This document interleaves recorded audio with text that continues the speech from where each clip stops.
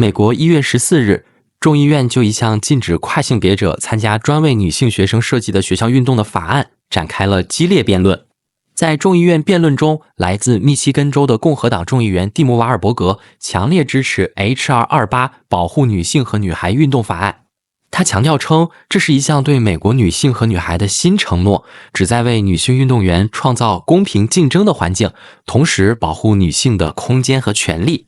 Mr. Speaker, I rise to speak in support of H.R. 28, the Protection of Women and Girls in Sports Act, authored by Representative Greg Steube. This bill is about a promise. More than 50 years ago, this country made a promise to women and girls across America. That promise, Title IX, said women and girls would have equal opportunities, both in the classroom and in athletics. For years, America has kept her promise. Prior to Title IX, only 300,000 women and girls participated in high school and college sports. By the 40th anniversary of Title IX's passage, the number was up to 3 million, and the numbers have continued to climb and grow ever since. Today, female participation in sports has increased over 1,000% at the high school level and over 600% at the college level since Title IX went into effect. Unfortunately, these wins for women and girls, ushered in by the promise of Title IX, have been under attack. The Biden-Harris administration pushed a radical rewrite of Title IX that would eliminate policies enacted by 26 states to protect equal athletic opportunities for women and girls. Even with last week's court order striking down the regulation and the Trump administration poised to do all sorts of harm in undoing the harm caused by this decision, nearly half of the states have no protections in place for female athletes. Mr. Speaker, kicking girls off sports teams to make way for biological males takes opportunities away from these girls. This means fewer college scholarships and fewer opportunities for girls. It also makes them second-class citizens in their own sports and puts their safety at risk. The Protection of Women and Girls in Sports Act offers a new promise to America's women and girls. It will strengthen Title IX's protections for women, ensure a level playing field for female athletes, and protect the law from current and future radical regulatory schemes. I urge my colleagues to support this bill. 而另一方面，来自纽约州的民主党众议员亚历山大·奥卡西奥科特斯则对保护女性和女孩运动法案提出了强烈的批评。他抨击共和党人试图禁止跨性别运动员参加女性运动，甚至大言不惭地表示，跨性别女孩就是女孩。Here we are today, Republicans who have voted consistently against the Violence Against Women Act, who have taken away the right of all women to choose and have control over their own body, who, as women are bleeding out in parking lots across the country, standing there, allowing us to die, now want to pretend today that they care about women. And why? To open up gender and, yes, genital examinations into little girls in this country in the so-called name of attacking trans girls. And to that, today, what we have to say are two words: not today. The majority right now says there's no place in this bill that says it opens up for genital examinations. Well, here's the thing. There's no enforcement mechanism in this bill. And when there is no enforcement mechanism, you open the door to every enforcement mechanism. Trans girls are girls. And for all the folks that are so concerned, thank you for your concern about women for the first time that I've seen. I don't know about y'all, I don't know who's been to gym class lately, but girls, even if you only believe in two genders, I've played co-ed sports all the time.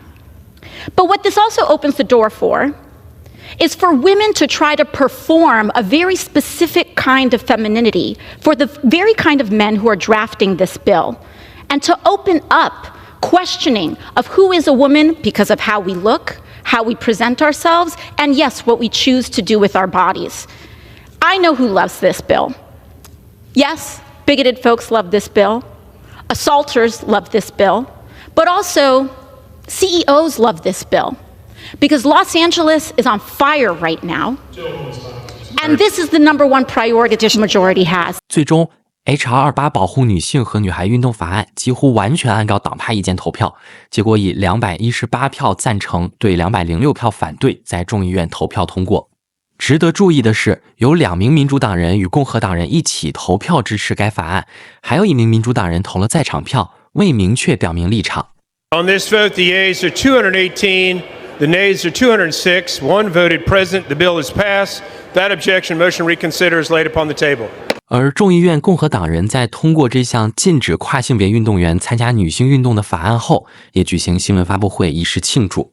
现在就让我们一起听一听。Welcome to the Capitol, everybody. Good afternoon. This is a great day for women in America. Yes, wait, that's an applause line.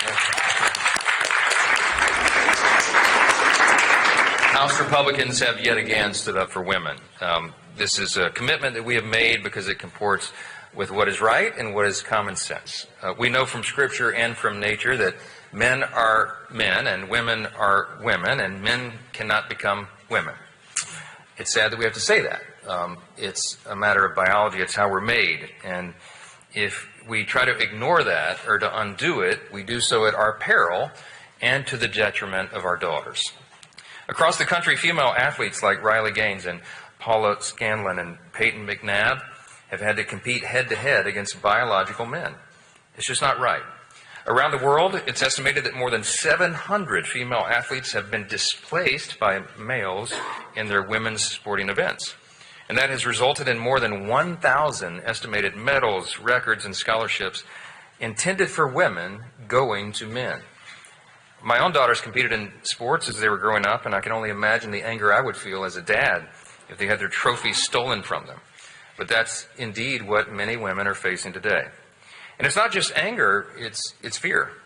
Biological men competing against women also poses a threat to the safety of our girls. It's dangerous, it's unfair, it's a rejection of reality, and it is just plain wrong. But today, the House voted to uphold common sense again. We voted to require all schools receiving federal funds to uphold the original meaning of Title IX and keep biological men out of women's sports. Last Congress, we voted on this legislation as well. We will note that not one single Democrat joined us. Today was an improvement. It's bipartisan. We had 2 Democrats join us. Yes. But it's shameful. There should have been many, many more. In fact, I would argue that every member of this body should have voted for common sense and to protect women. And for some reason, for politics, I guess, they chose not to. The American people sent a clear message in November. They want us to return to common sense. But it appears that some of our friends in the other party are ignoring that plea. This Congress, we have the power of a Republican Senate, and we will have Donald J. Trump return to the White House in less than a week. That is going to be a sea change around here, and we can't wait. And together we're making good on our campaign promises. We couldn't have done it without Greg Steube, my colleague from Florida, who's behind me here, who's been pressing this issue for so many years and providing great leadership. We're grateful for that leadership, and it's good to see the hard work rewarded on a day like this. I'll now turn it over to Riley Gaines, who really needs no introduction here. She's in Congress as much as members of Congress now. Here she is. She knows firsthand the dangers of allowing biological men to compete in women's sports, of course, and why this legislation is so necessary. I'm a big fan of hers. I'm so grateful for her courage and her moral clarity and her voice on this very important issue. Riley Gaines, everybody. Thank you. Thank you. Hello, my name is Riley Gaines. I am an ambassador for Independent Women's Voice. I am the vice chair of Athletes for America with America First Policy Institute. And I'm a former collegiate swimmer from the University of Kentucky. First, and let me echo Speaker Johnson's gratitude for the people who stand alongside me, behind me, their leadership on this issue, how they have stood firm, the flack that you all have taken, I know it's not easy, but nonetheless, it's necessary, and I would argue that it's urgent. And so I thank you all. And I'm thrilled with the passage of H.R. 28, the Protection of Women and Girls in Sports Act. But truthfully, I'm mad. I'm mad that this is something we have to do. I'm mad that we as women have to beg for equal rights. I'm mad that we have to beg for privacy in areas of undressing. And I'm mad that we have to beg for safety on the court or on the field or walking in the streets at night, for that matter. Here's some of the things. Let's just go through a couple of the things we heard on the House floor today from Democrats. We heard of things like genital exams. We heard that girls will be asked to show what's in their underwear. We heard that they have to show internal and external anatomy, inspections, Taliban-like enforcers, hire predators to peek at girls, on and on and on. Weird fear-mongering about predators. But that's what Democrats do best. If you don't know what they're up to, just look at what they're accusing the right of. There have only been a few girls. Another thing they said, there's only a few girls who have been injured at the hands of a boy. It's such a small percentage. I heard that this bill is a waste of time. And let me tell you the message I received when I heard that, is that I'm a waste of time. Girls around the country, just like me, are a waste of time. Your daughters are a waste of time to all House Democrats except the two who voted in favor of the Protection of Women and Girls in Sports Act. But to Speaker Johnson's point, the American people spoke on November 5th. The common sense, everyday Americans who intuitively know that men and women are different. We reject this notion. While I certainly believe people turned out to the polls to embrace Donald Trump, to embrace his cabinet picks, to embrace the America First agenda, more so, truthfully, I believe that people turned out to the polls on November 5th to reject absurdity. And that is entirely and thoroughly what the Democratic Party has become, absurd. Whether it's feeling like you have to refer to Latino individuals as Latinx, believing that men can become women, believing that men can breastfeed, believing that tampons belong in boys' bathrooms, entirely and thoroughly absurd. I'm here today for one reason. Of course, I'm not here to speak on the policy, anything like that. I'm here to debunk every single thing you heard from the House Democrats today. I'm here to tell you that this isn't a hypothetical situation. No, it's reality. My story by now is seemingly well known, so I won't get into it. I could spend hours sharing the feelings and the emotions, the specifics behind watching a man steal a woman's national title, the feelings of humiliation and violation, of having to strip down to nothing, fully unclothing yourself, inches away from where a 6'4" man simultaneously fully exposed himself, stripping down to nothing, exposing his male genitalia non-consensually, might I add, which we used to properly label as some form of voyeurism or sexual harassment, indecent exposure. Now it's seemingly celebrated. Last fall, leading up to the election, the Independent Women launched the Riley Gaines Stand With Women scorecard. It was a first-of-its-kind resource that tells Americans who stands with women and who does not. The scorecard had a pivotal impact, delivering a 90% win rate for those who were Riley Gaines approved. I was honored to put my name to such a significant effort. No more hiding behind these phrases and taglines that the Democrats use, saying they're for women's rights. Go back and look at who voted in support of the Laken Riley Act. Look at who voted in support of protecting women and girls in sports. And if they were no on one or both, then they do not get to say they support women. Men do not belong in women's sports. And with the House passage of the Protection of Women and Girls in Sports Act, we are one step closer as a nation to making sure that not one more male athlete is able to take a trophy, a roster spot, playing time, resources, or an opportunity to compete from a woman. The American people, again, we believe that women's sports are for women. I cannot believe we have to say this, but unfortunately we do. It matters. Last thing I'll say, if you're curious how your representative voted, your senator, any federal elected official, how well they stand with women, you can check that out at RileyGainesScorecard.com. So we'll take a few questions. I got a number of experts and supporters, legal experts. ADF is here, and the Independent Women's Forum, and all the supporters, many organizations involved in this great effort. Questions from the audience? Otherwise, this will be the easiest thing I do today. Yes, sir. Jack Manning for Religion News Service. You led off by saying that a man cannot be a man. A man is a man and a woman is a woman, and a man cannot become a woman, and that's what Scripture teaches. That's at least the second time I've heard you reference that. Can you say why you think the Christian Scripture teaches that? I'm curious about your response to very different Christian traditions who interpret Scripture differently, even openly ordained, openly transgender individuals. Well, it goes back to the first book, Genesis. Male and female, he made them. I mean, this is pretty clear. I'm not sure there's another interpretation, but everybody's open to interpreting Scripture however they will. But this is comports with common sense as well. So we know it from our religious tradition, which I believe is the truth. I'm a Bible-believing Christian, make no apology about that. But whether you regard that as the truth or not, it's also nature. It's biology. And biology is not bigotry, as we say. Anyone who would accuse the supporters of this legislation otherwise is ill-informed. This is to protect women and girls. It's very clear. It's been articulated well, and you've heard examples. Bradley is one of the most famous, but again, it happens all the time, all across the country.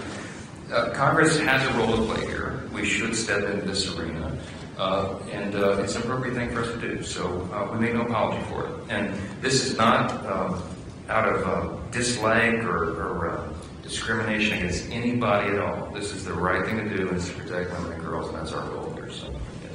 Now that this, and also Mitchell from the Daily Signal, now that this bill has passed, what plan does the House have to further empower Trump's cabinet?